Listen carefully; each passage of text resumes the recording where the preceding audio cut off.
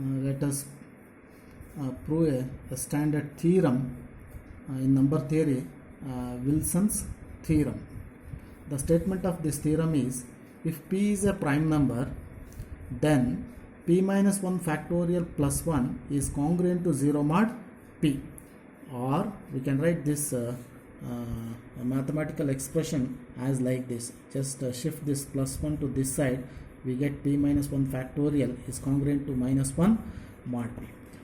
To prove this theorem, let us recall the standard theorem in number theory, that is Fermat-Little's theorem.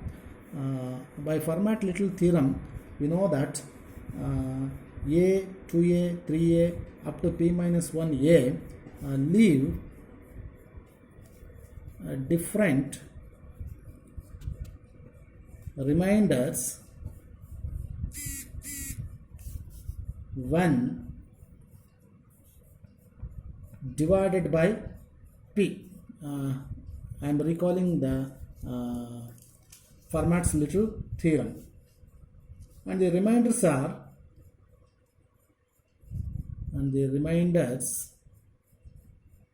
are, say 1, 2, 3 up to p minus 1. Let us assume, say a1 belongs to 1, 2, 3 up to p minus 1. This is the remainder set.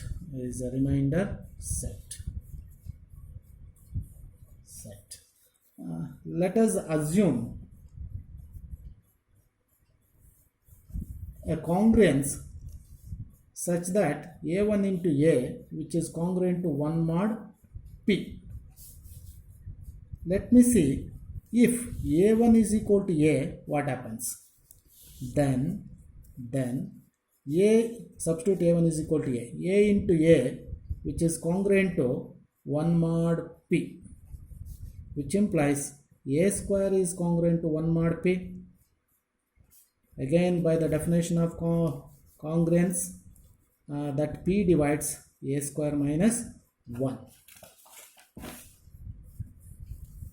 which implies p divides a square minus 1 can be factorized as a minus 1 into a plus 1, which implies p divides a plus 1, but p does not divide a minus 1, because we know that p is always greater than a, which implies a minus 1 is less than p. Therefore, p does not divide a minus 1. Let us consider p divides a plus 1. This is possibility is when a is equal to minus 1 or a is equal to p minus 1. Okay, p divides a plus 1. This division is possibility only when a is equal to minus 1 or a is equal to p minus 1, because when a is equal to minus 1, p divides 0. When a is equal to p minus 1, minus 1 plus 1 cancel, that is p divides p. So p divides a plus 1 implies that is p divides 0 or p divides p. Now let us consider p divides p. Let us consider, know that is p divides p. Here p divides p. So now this can be written as, this is equivalent to p is congruent to 0 mod p. Okay, because by the definition p divides p minus 0, that is p divides p. Another expression is p minus 1 is congruent to minus 1 mod p, because p divides p minus 1 minus of minus 1, which implies that is p divides p. Correct? Minus 1, sorry, here minus 1 is there. So p divides p minus 1 minus of minus 1, so we get p divides p. This can also be written as 1 into p minus 1, which is congruent to minus 1 mod p. For reference, I will call it as equation number 1. So except 1 and p minus 1, here 1 and p minus 1, remaining numbers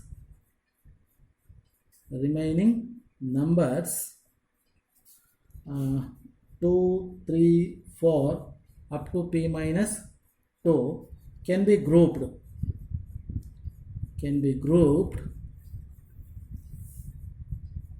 as,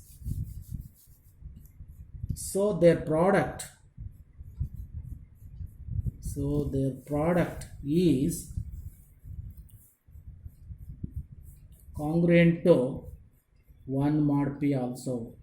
Okay, except 1 and p minus 1, let us grouping the numbers 2, 3, 4 up to p minus 1, their product is also a congruent 1 mod p, that is 2, 3, 4 up to p minus 2 is congruent to 1 mod p, called as equation number 2.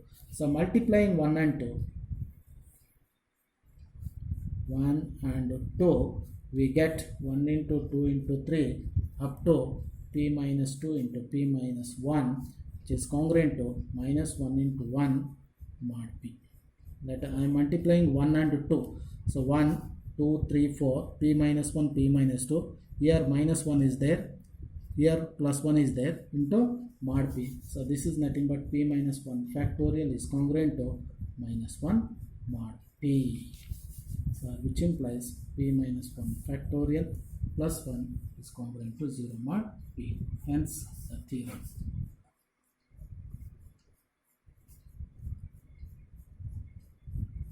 Thank you.